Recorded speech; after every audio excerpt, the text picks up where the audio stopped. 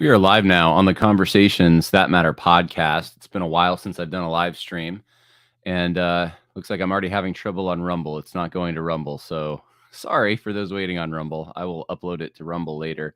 But we're live on Twitter, on YouTube, and on Facebook, and it is good to see everyone in the chat, the people who are coming on already, and yeah, there's a lot to talk about out there right now. I know the Southern Baptist Convention is having its own drama right now, which later in the week I do plan to talk about if time allows. If not this week, I'm sure it'll come up next week.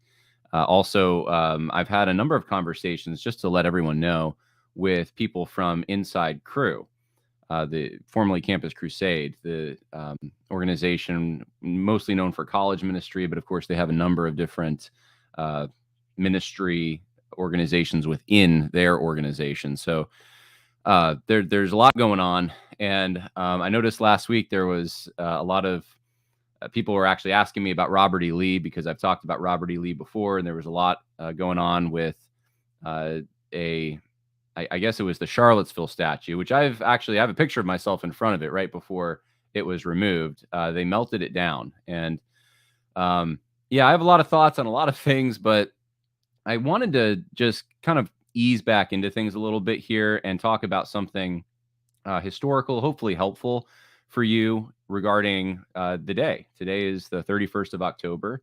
It's known as Halloween nationally, even internationally. And I just thought that would be a more helpful thing to talk about, even though I do realize many of you want me to weigh in on some of the recent controversies. And if there are people in the chat and people who I know we have a few patrons who have some comments to make later on in the podcast, if they want to bring up something else, I have no problem talking about something else. But today is going to be about Halloween primarily. So with that, I just wanted to start off by thanking everyone for your prayers, your support. I've gotten some just very kind letters and messages from many in the audience regarding just the trials that my family has been going through, and it really has been a trying season.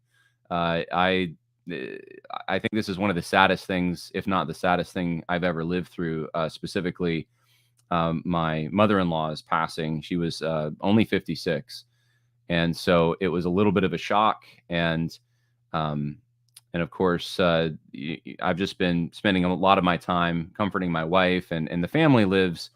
Thank goodness, we lived in Virginia for years, and we thought about even staying there indefinitely.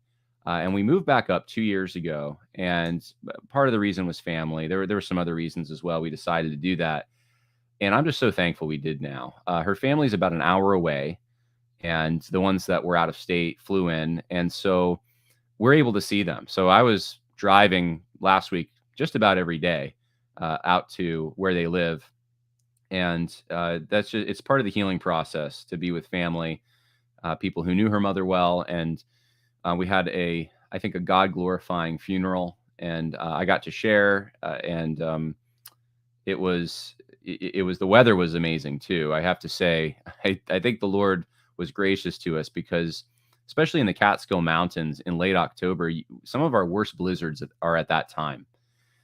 And we had a day that was, I think it was around 70 degrees. It was sunny.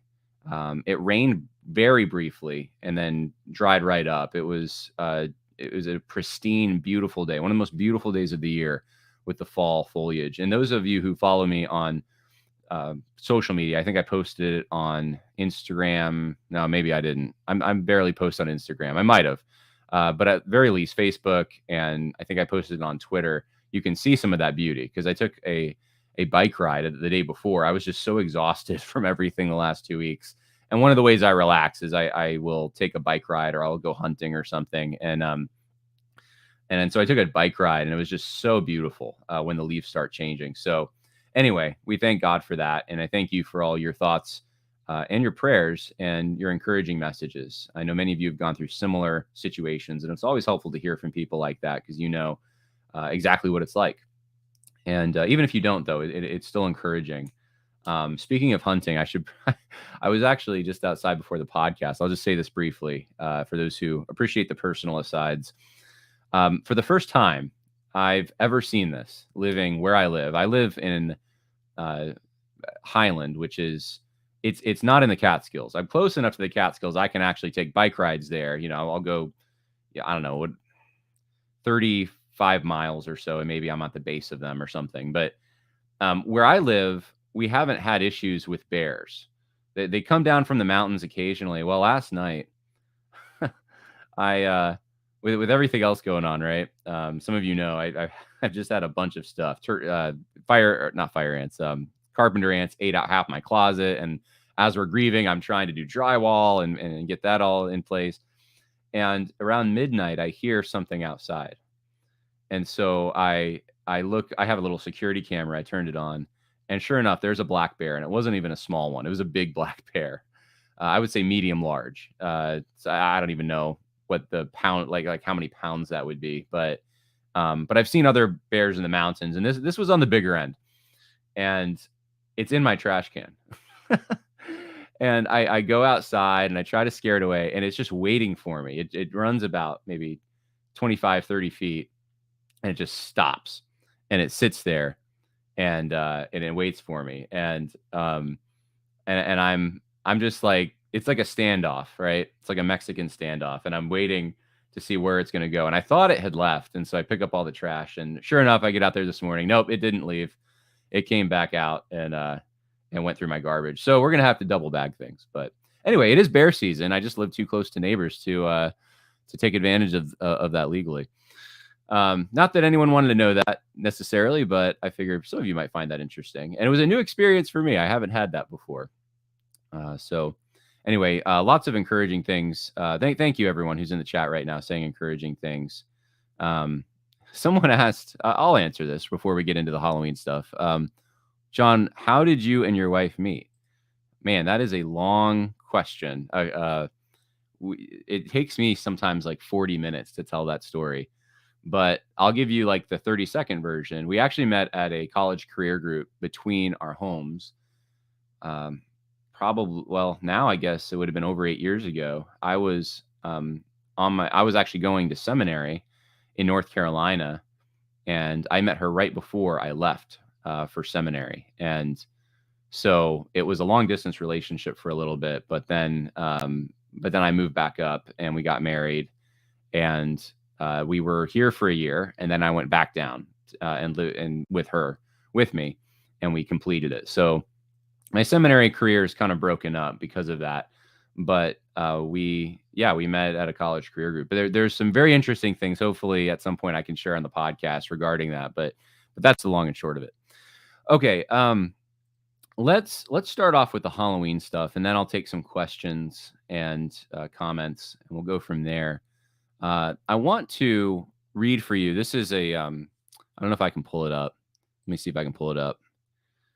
I have an article. It's not posted yet, so you're getting the preview here on TruthScript. In fact, it hasn't even been edited for grammar and all of that. So hopefully my grammar is okay on this. Let's see here. I should be able to pull it up for you. Yeah, I can. Okay, there it is. You can't really see that though, can you? So I'll just show my face, I guess, and read it to you. So it's an article for TruthScript, and yesterday I had to do a bunch of stuff outside, and as I was working outside, I listened on Audible to some books. I listened to.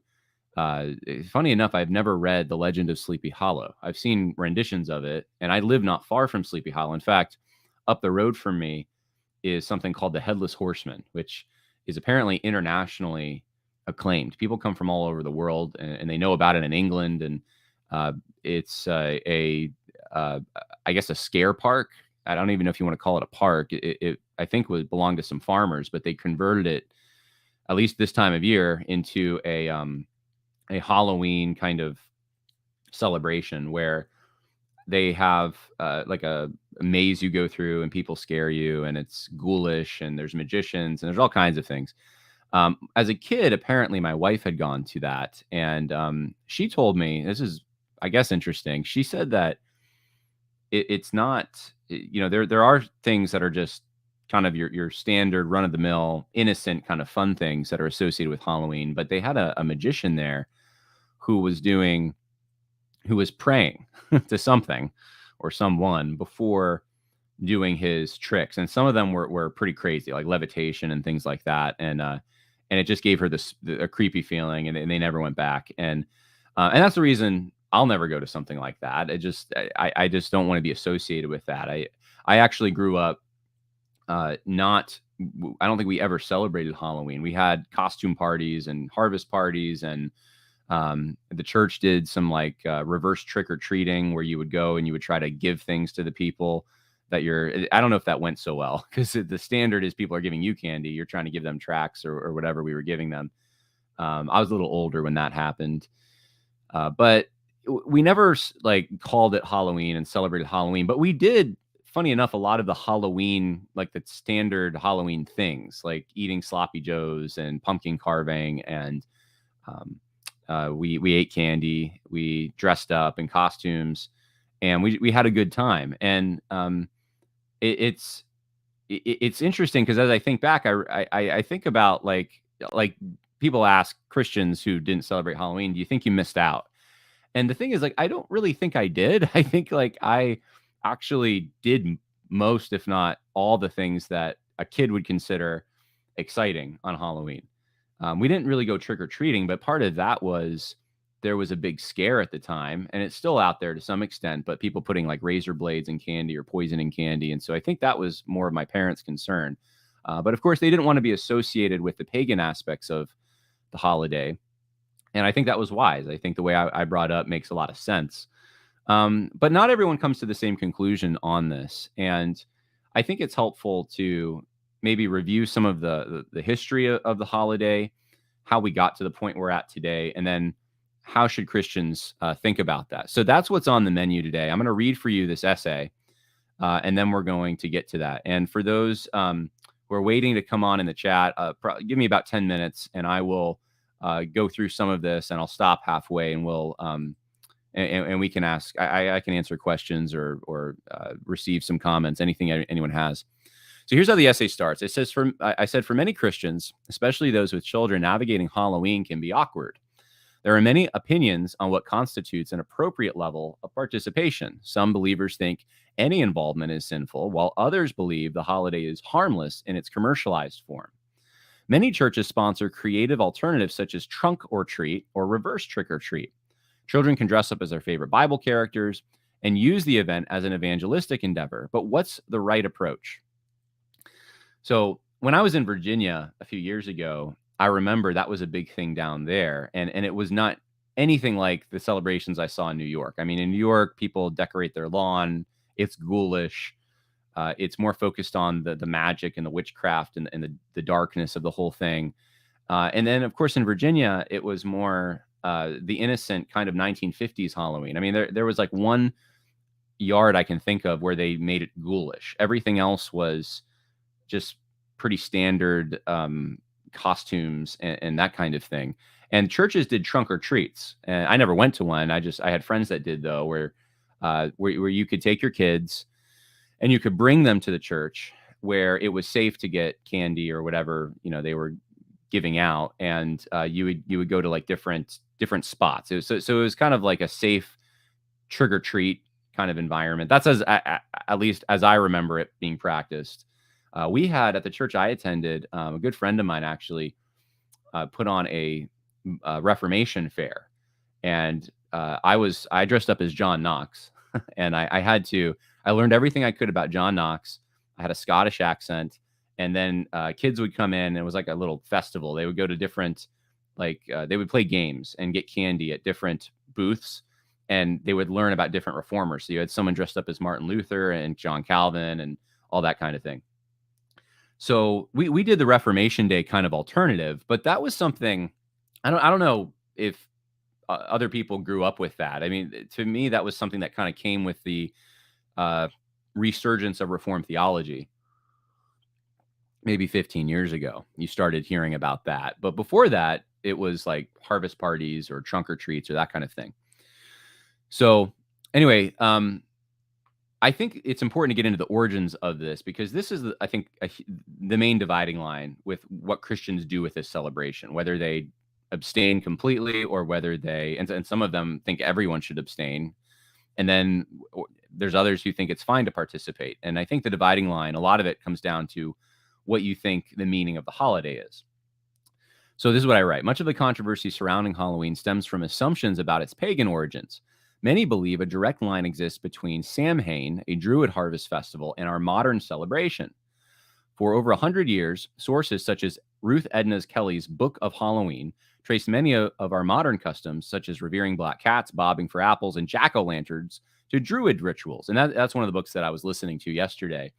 I think it's from like 1911, and she does trace a lot of these things. I get the impression from the book that she participated in some of these things, and um, not necessarily the bobbing for apples and the black cats, but like she says at one point that she's seen, I think, leprechauns and like different magical characters from Celtic pagan understandings.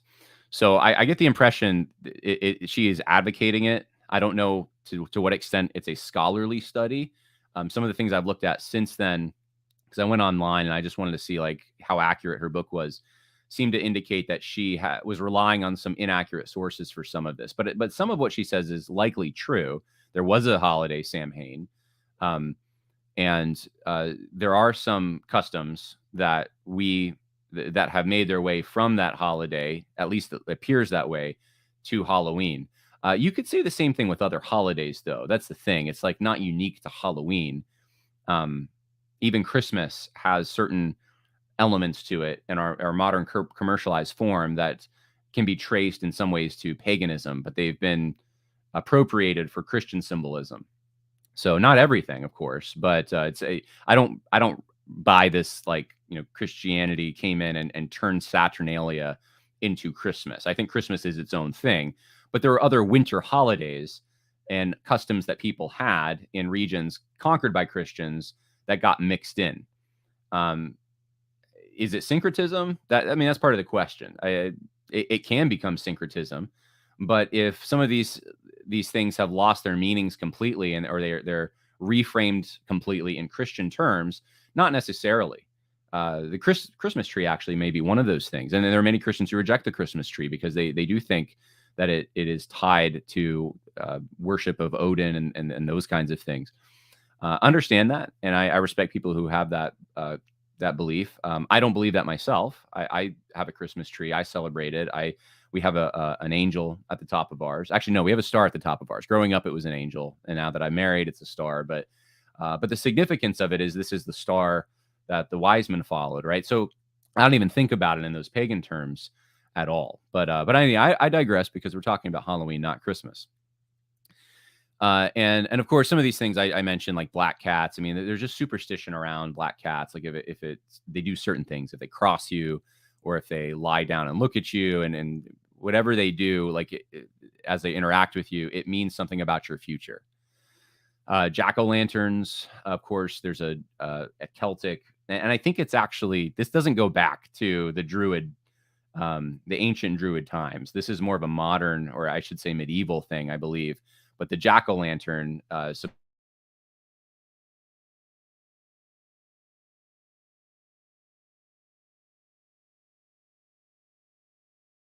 he couldn't go to heaven.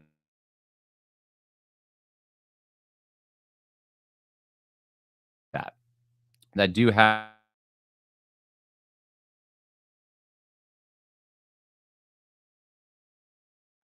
um,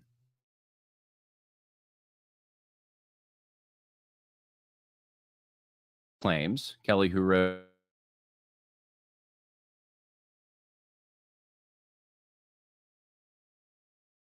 to ensure protect,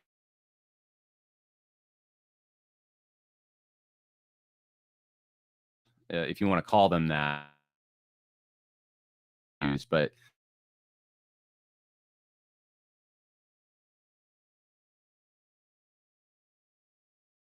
out and in their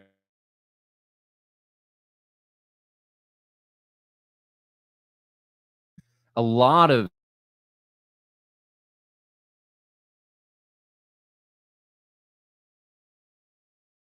their level of success and wealth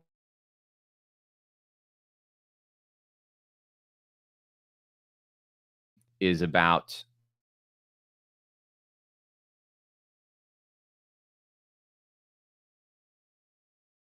dead and the living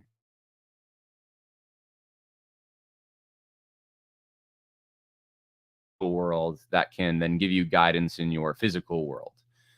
So that's today's Halloween, but that developed over time. However, Ireland converted to Catholicism.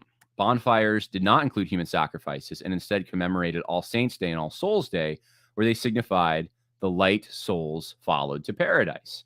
So the Catholic Church had Halloween, they had All Souls' Day, and they had or All Saints' Day, and then All Souls' Day. It was a 3-part celebration, 3 days, and it was all about commemorating martyrs, commemorating Christians from the past who have since died.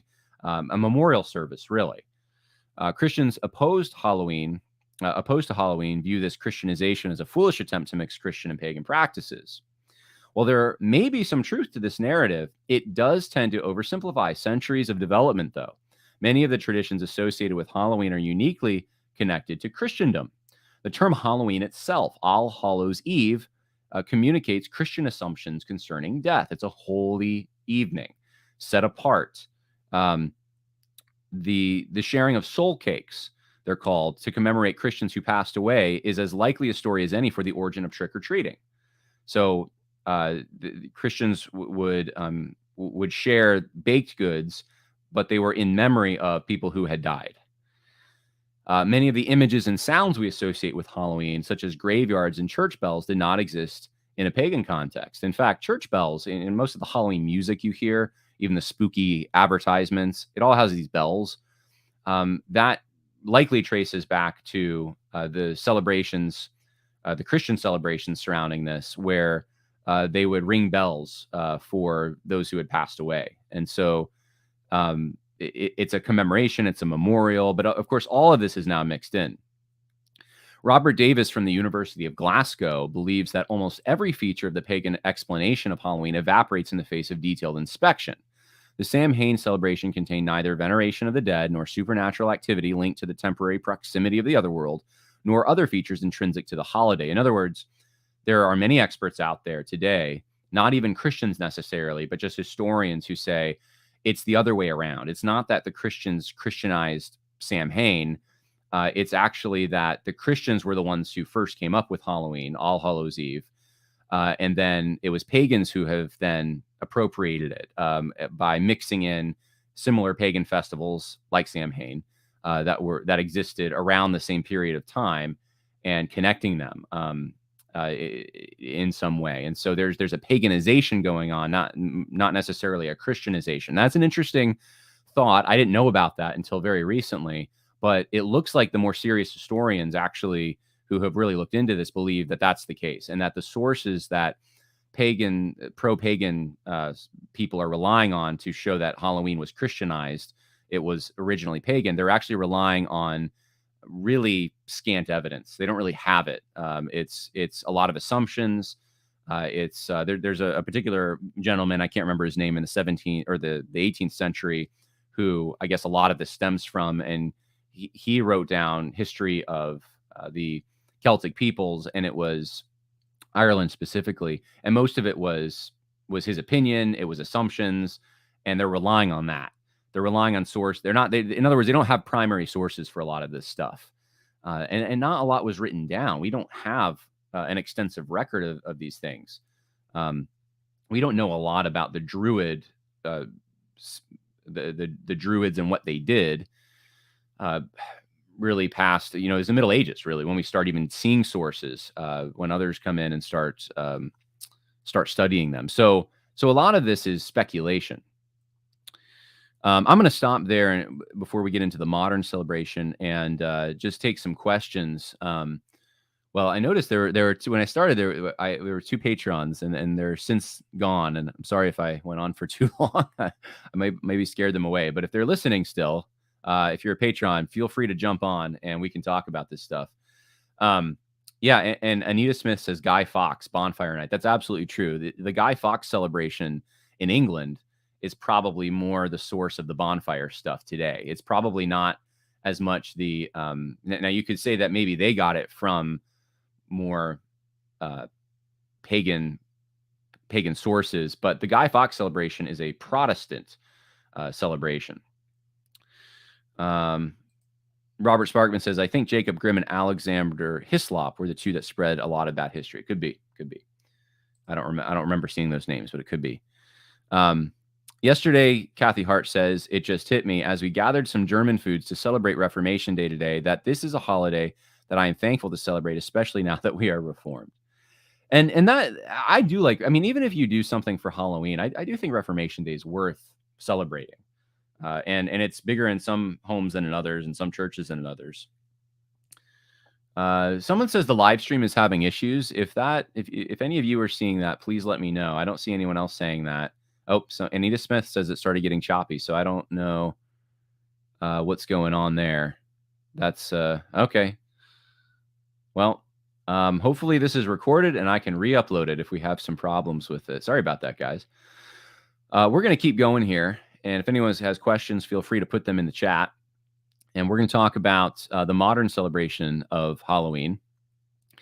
Halloween was not widely celebrated in America until the 19th century, when waves of immigrants of Celtic descent came to the United States. Though it did appear on some church calendars in the southern states before this, it was not anything like it is today.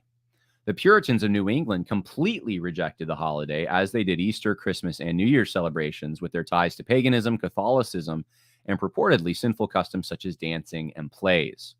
They inspired much of the Protestant resistance to these holidays in modern times. And I do think that is, as you see the resurgence of Reformed theology, you got to understand most of this was a resurgence of Puritanism and to some extent Kuyperianism.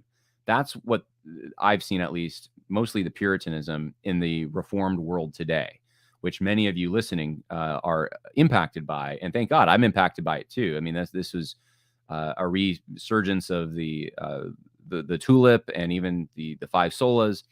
But it was very much a Protestant version of, or I should say a Puritan version of those things.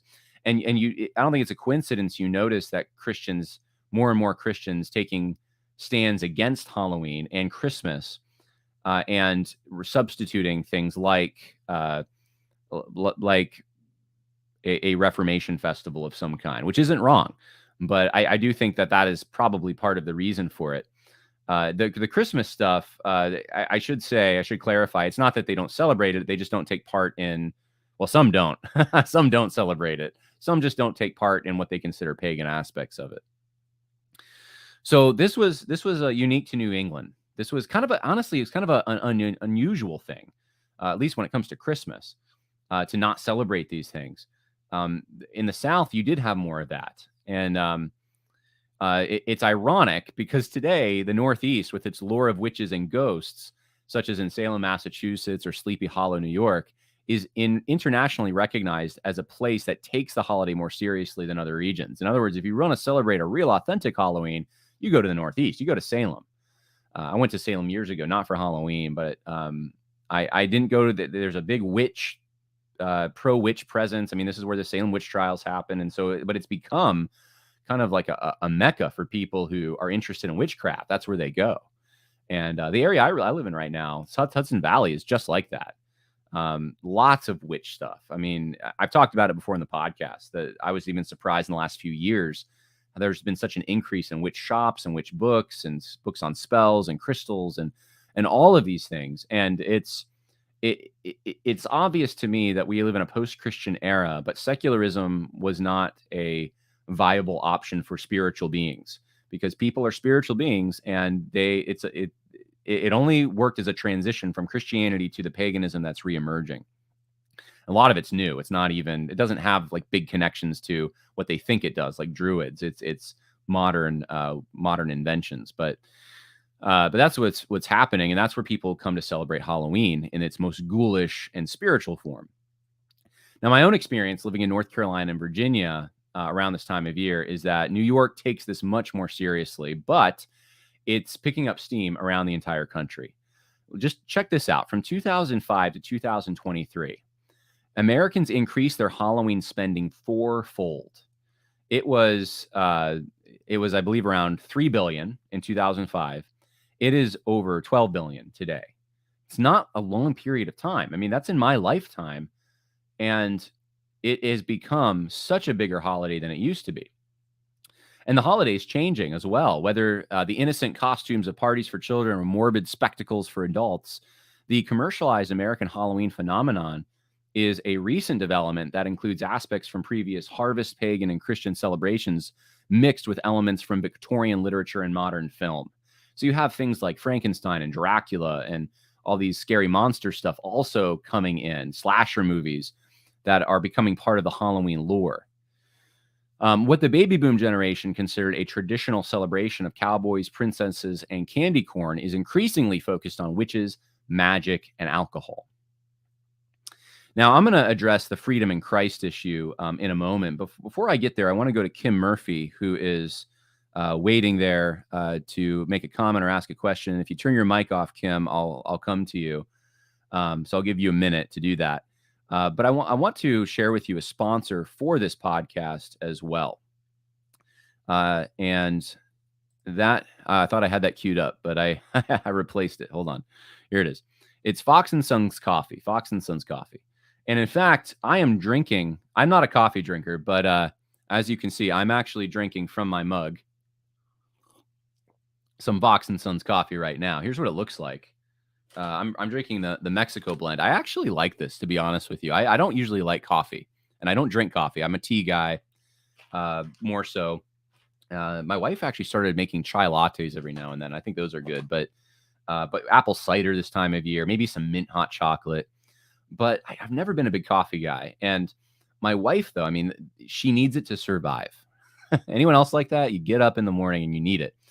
It's how you wake up and all of that. So anyway, she drinks a lot of coffee. And so when Fox and Sons reached out to me, I said, well, I certainly don't mind taking a sponsor, but I have to believe in the product, and I'm not a big coffee guy. So my wife had to test it out, and she assured me, she said, this is good coffee.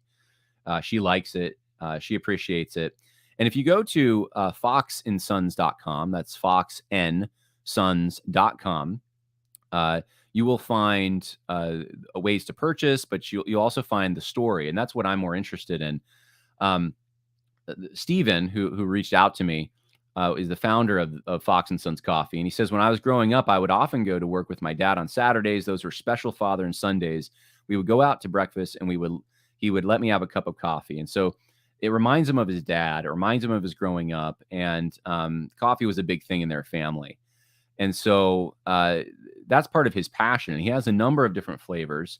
I think the Tanzania Peabody is my wife's favorite, but they have decaf. They have a number of different flavors here that you can check out by going to foxandsons.com. And this is a Christian organization. I mean, as far as the owners, I should say, are Christians. You don't have to feel guilty about spending your money here, and maybe even get a gift for other people who like coffee. If you at checkout put in John, Jon, John, you will save 15% on your order. Okay, well, with that said, I'm going to go to Kim Murphy. Kim, can you hear me? I can. Can you hear me? I can. Yeah, go for it. So I was really excited to see you back on YouTube. I've missed you. Been praying for you, of course. Thank you. But this has been such a controversial topic in my life. I did not grow up in a Christian home. I grew up in New York. I grew up on Long Island, did not grow up in a Christian home. But I would say our celebration of Halloween was pretty innocent. The Lord saved my husband and I when our oldest, was a year old. And so we've done different things over the years. But I guess what was most shocking to me, we lived in Virginia when we had our first two children, and things did seem more innocent there. And it was not a controversy or even discussed in our Reformed Presbyterian church. Just wasn't even a topic. But then we moved to New York in 2002, had one more child. And so I don't believe that third child ever participated in Halloween, but it was really pressure filled. We lived in a neighborhood. And one thing I am super thankful for that I do want to kind of caution parents with young children is my girls, especially who are the youngest, they were frightened by Halloween. And they Really? were frightened by the decor, even in some restaurants. Long about, I'd say 2008, 2009, we really had to stop going out to restaurants at all in October in the Hudson Valley. We lived in the Hyde Park area Yeah. because it was just too scary for my little girls. And I am thankful. I am thankful that their consciences were formed that way and we encourage that. So we did not participate in Halloween at all. We were the people that went somewhere else, went to a friend's house that lived in the country because we lived in a neighborhood. Now, here I am 26 years later as a believer, and I live in a neighborhood in the city, actually, of Utica. And I've been really convicted by the world is coming to my door. Yeah. Whereas in the past, I would have had my light off and we'd go hang out with friends somewhere. So last year, I was very thankful to see, and this is my real point, and I know it's a little bit last minute, but Lamplighter Ministries is giving away a free download of one of their audio dramas. It's called The Haunted Room.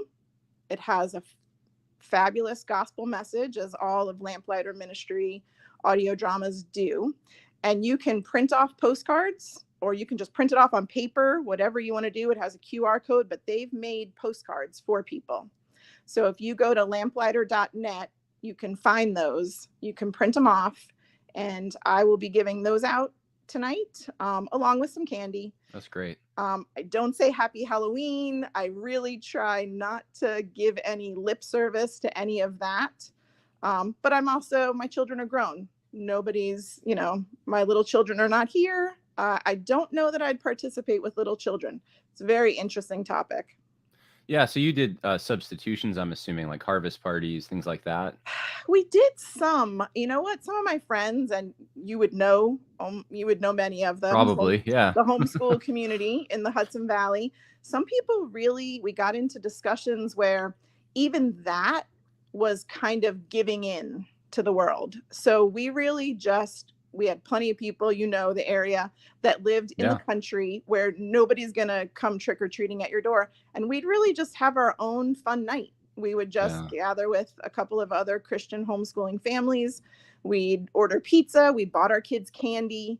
I really never did. My kids are a little bit older than the trunk or treat kind of phase. So we never did that, but it's still just interesting. Alive and well in Virginia when I was down there. I mean, I had never heard of it until I think I went down there, and a bunch of churches were doing it. So it was here in central New York, non-churches do it.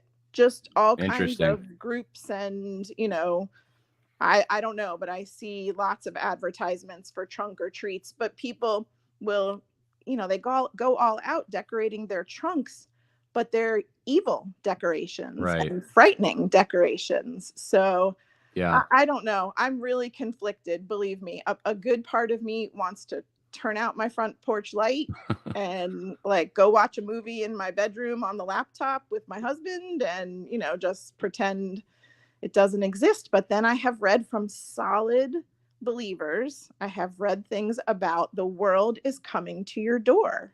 Mm-hmm. Don't waste this opportunity. And we live in the city. So I will probably have 100 kids. I had about 85. I think I ran out of bags and postcards last year, but I am excited about giving out the Lamplighter download. I have no idea how many children actually listen to it, but I try to play it up when they come up to my porch. So they're great. I hear them on Redeemer broadcasting sometimes, and but it's always good to hear from you, Kim, and especially from a local. In fact, it's funny you mentioned you're in Hyde Park. We have a family in our church.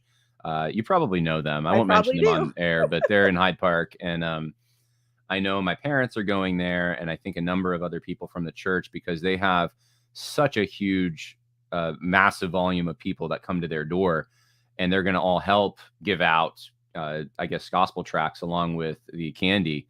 And in my area, I just don't have to deal with any of that because Right. no one comes to my door ever. Right. Well, Bears come to my door, not people. right. So We lived in Clinton anyway, Corners in northern Dutchess County for the last 13 years before we moved to central New York.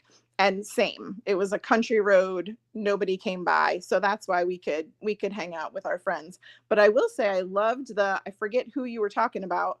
Oh no, it was when you dressed up as John Knox. I loved for that Reformation, idea. Yeah, I think that is a fabulous idea. Of course, it's come across my mind before, but I never really thought hard about how to do it. But different booths celebrating or informing kids it and was great. whoever. I Yeah. think, and I go to a Reformed Baptist church here, and I bet if we pitched that idea, people would be all over that. Oh, I'm sure they would. In fact, I'm looking for the photo and I can't find it right now of me dressed up as John Knox with my wife. My wife was trying to remember. She was in the Martin Luther booth. They didn't let her come to my booth, which Aw, was kind of, yeah, I know, right?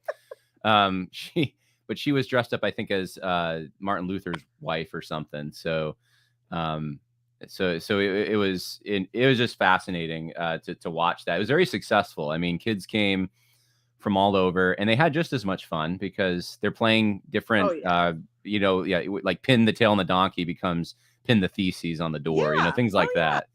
So I'm I'm just very, not creative. I can organize and I can get yep. people to participate, but I can't think of the things. If I had somebody else who could be creative and think of the things to do, or for that matter, if your former church would just tell us what they did, we'd do it. Well, I tell you Um, what, I don't think they do it anymore. It was a oh, close friend of mine who did it, and he ran the whole thing. I think he did it for 2 years.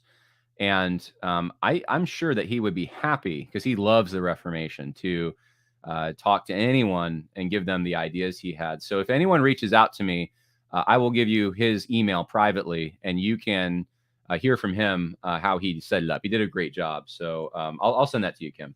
I would love to have that. Yeah. That would be great. I'm So sure. And I can say, like you said, you didn't feel like you missed out. My children are 20, 22, and 26 today, and they are perfectly fine and happy. They definitely plenty of candy in their life. They play dress up all the time. yeah. So not a Well, problem. we didn't believe in Santa Claus either, and I don't feel like Yep. I missed out on Christmas. Yep. Yep. So Same. anyway, well, God bless, Kim. Thank you so much. Good to hear from Thanks, you. John. Have a Yeah, good one. you too. Okay. All right. Well, we're going to talk a little bit about, I'm going to finish the essay here, what Christians are to do. And we just obviously touched on it a little bit, one option at least, throw a Reformation Day fair. But I don't know if that's the only option. I think there's a range of options depending on where you live and how this holiday is celebrated. So the all or nothing approaches to Halloween, I think, are easy. Permitting full participation or banning all involvement does not require someone to think through the holiday, how it's perceived in your region, how Christians can use it as an opportunity for good, because you're just saying we're not going to have anything to do with it, and that's actually a perfectly fine conviction if you think through it. But there are, my fear is that some Christians go either direction and they don't think through it at all. It's just, we can either do it, it's fine, or we can't do it because it's evil. And there's really not a lot of discussion. It's just passing on the traditions that maybe they were born with or born into. And I think it's different. I know Kim just mentioned this, and it's probably, even since she moved, gotten worse. In the area I live in New York, there's witch shops, there's spell books. Those are common sites.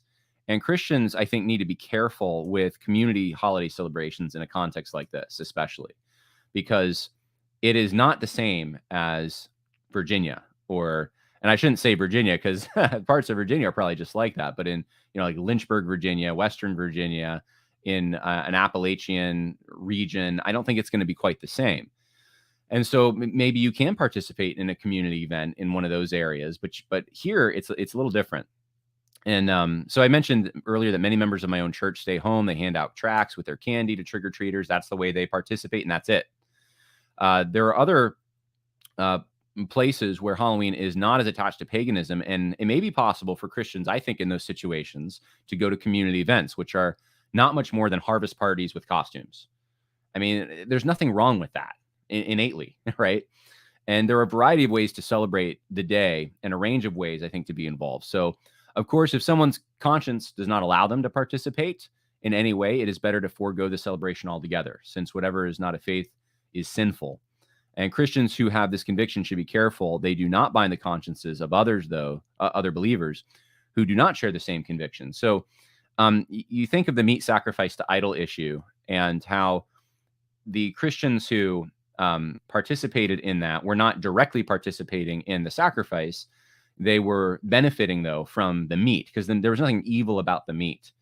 And so if there are specific things that are the Bible forbids, you cannot participate in them.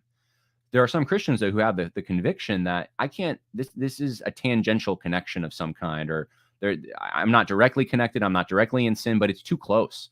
Perhaps people who grew up with it, and the association is too strong in their minds and they can't do it. Well, they shouldn't do it. But they shouldn't then tell other Christians, well, you can't do it either.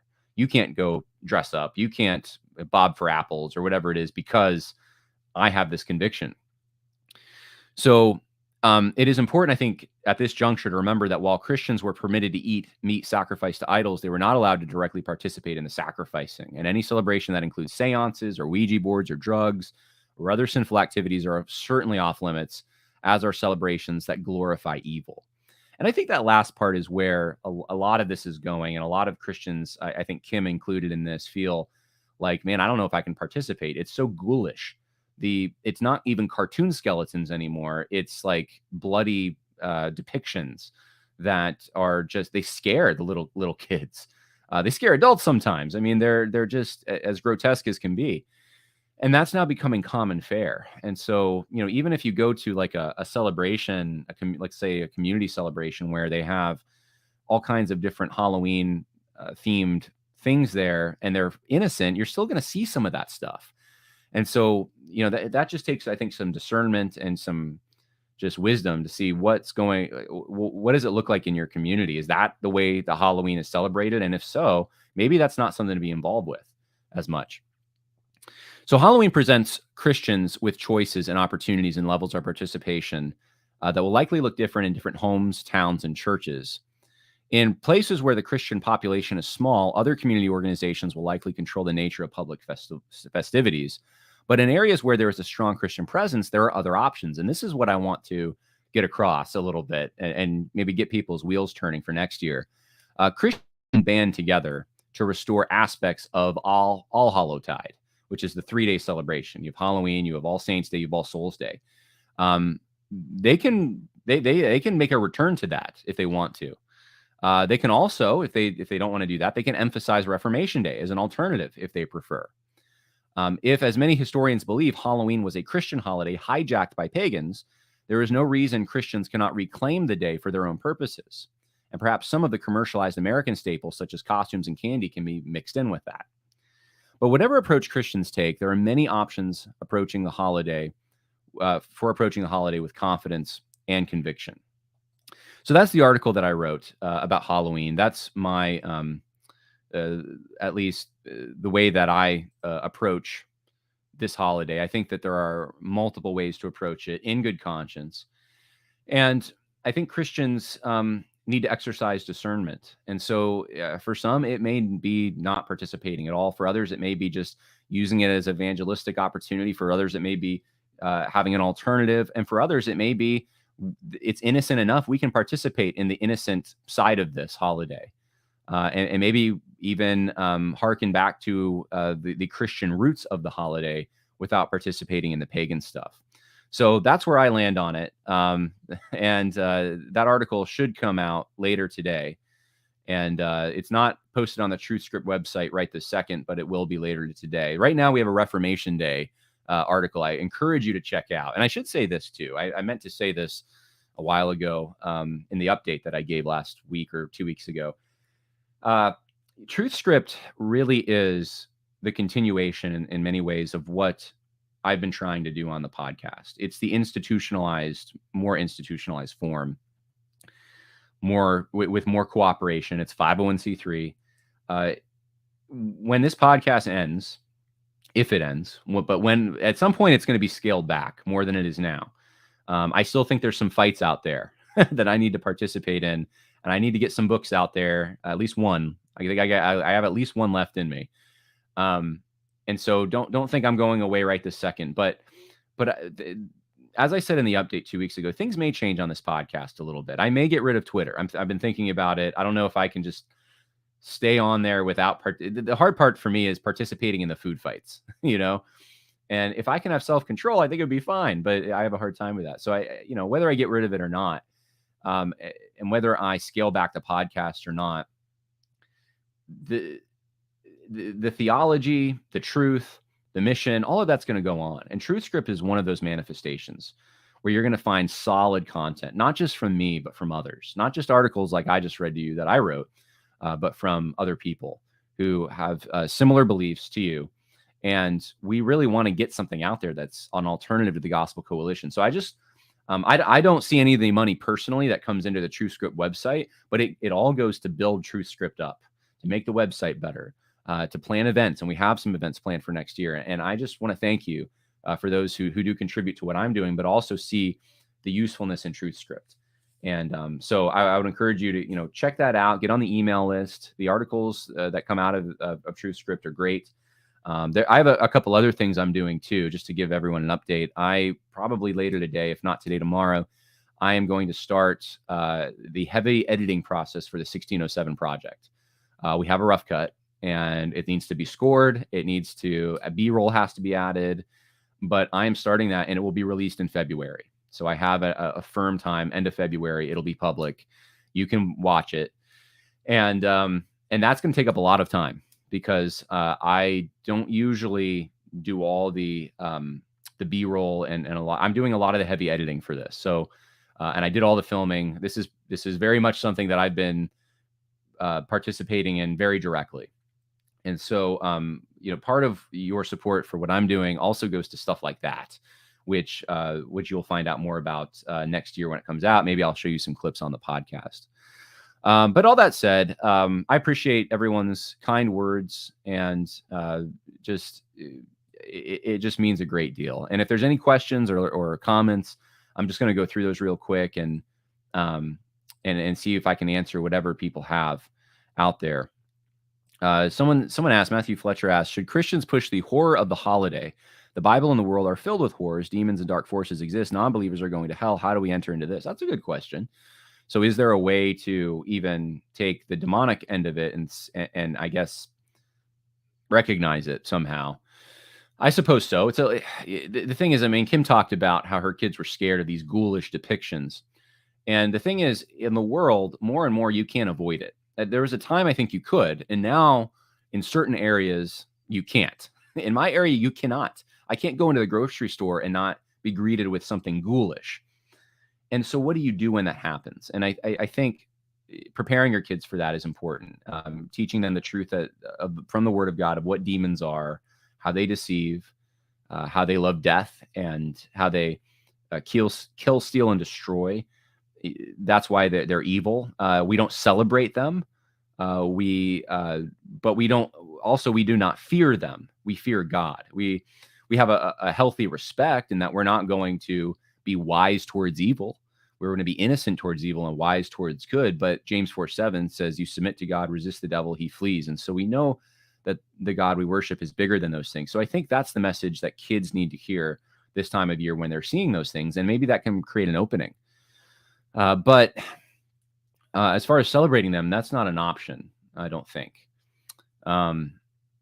So that's my best attempt at it. I don't know if that hits the question directly, but Stephen Smith says Christian churches need to start thinking about funding families in the USA to homeschool instead of sending money overseas to missions. We have to care for our own children. I mean, it depends on the church. You can certainly do both. Missions are important. In fact, I'm kind of overdue. Everything that's gone on in my life has kind of prevented me from doing the talking about what's happening in Nigeria. But I do think Christians, if they can, do need to be helping their brothers and sisters in Nigeria. But I would agree that those who are close in proximity to you are those who live near you. those who are in your families, those who are in your communities, those who are in your regions, those who are connected to you through heritage and through tradition, through language, those kinds of things. I mean, you have a greater responsibility there. That's the order amaris. And so it's a difficult thing. I mean, should churches be doing it? If not churches, I think Christians can set up organizations that will help assist parents with the cost of homeschooling. Frankly, we don't have, without homeschooling, we don't really, I hesitate to say we don't have a Christian, Christianity won't be passed down, because it will, but the rich heritage is conserved in homeschooling now. It's not even given any thought in public schools by and large. So I do think that is a viable thing to consider, at least. Soli Deo Music says, what is a holiday? Does it come from holy day, or is it just an occasion to celebrate sin? Christmas and Easter at least have some reference to Christ. I don't see Halloween that way. Yeah, I mean, that is exactly what holiday means, holy day. And I don't know if you were listening for the whole podcast, but the term Halloween actually means All Hallows Eve, Holy Evening. And it's a Christian, the term is Christian itself. It arises from a Christian context. It's not, that's why Sam Hain is Sam Hain. It's actually a different holiday. Doesn't mean that some of the traditions and so forth haven't snuck into the Halloween, but yeah, there would have been a time that Halloween was a more Christianized, or at least a Catholic holiday. We may decorate, Kathy Hart says, we may have to decorate our yard with Reformation Day decor. Someone needs to get on that. Let me tell you, there is a business opportunity waiting for a Christian. I don't know if you want to blow up Martin Luther, but something to decorate for that particular event. What do you think about hell houses? Man, you got me. I'm not even sure what a hell house is. I mean, maybe a scare, like a scary, like a fun house, but it's supposed to scare you. I'm guessing that's what it is. If that's the case, then I'm not interested in those. I mean, I can scare people myself. I don't need to go to a hell house. I can be scared myself. My impression is that stuff is pretty ghoulish and just dark. And yeah, not something I would want to be involved in, really. But I do understand to some extent people who like the adrenaline pump when they're scared, right? And it doesn't necessarily even have to be something that's grotesque. It can just be someone who startles you. Oh, okay. All right. Christian evangelical to scare kids. I got you now. All right. Okay. I do know what this is then. There's a church in the area who did that like a decade ago. I remember this. They had people came in and they would like play music that sounded like hell and try to scare everyone on Halloween that hell's terrible. What do I think about that? I think a lot of that's emotional manipulation. I don't like that. Now maybe there's someone who's done it right. I don't even know how you could do it right, though. I mean, we're not supposed to be focusing on hell to that extent. We should be talking about the truth of hell. We should be conveying it accurately. But when you make it, I'll put it this way: when it becomes mixed in with like the slasher movies and those like other Halloween haunted house type experiences, and you're going to do a Christianized form, then people come for the adrenaline. They come to get scared. They're not, the focus isn't Christ. And that's my issue with that. So anyway, yeah, I do remember a church. I could name the church. I'm going to be nice today. I'm not going to name the church. It was Pentecostal though. I remember that. And I remember people were scared. It's like, like, what are you trying to do? Like, you're teaching these kids to be scared of demons instead of to be scared of the Lord who will punish their sin, right? That's the fear of hell. It's not that the demons are there. It's not that, it's not the ghoulish stuff. It's that you've sinned against the holy God and his wrath abides on you. That's the fear. So, all right. Well, I think I've said enough for this episode. I appreciate everyone weighing in. It's been almost an hour. More coming. In fact, tomorrow, about 4 p.m. Eastern time, I'm going to be releasing a show on the Greater Idaho Project, which I think is an innovative approach to dividing a state up. I know. We've talked about this in New York. Virginia's talked about this, even California. But it's actually a possibility that it could become a reality in Idaho. I didn't realize how far they had gotten. So we're going to talk about that. Is this a viable way to try to conserve Christian morals by separating oneself from urban coastal cities that tend to control states? So that's tomorrow. God bless. More coming later this week. Bye now.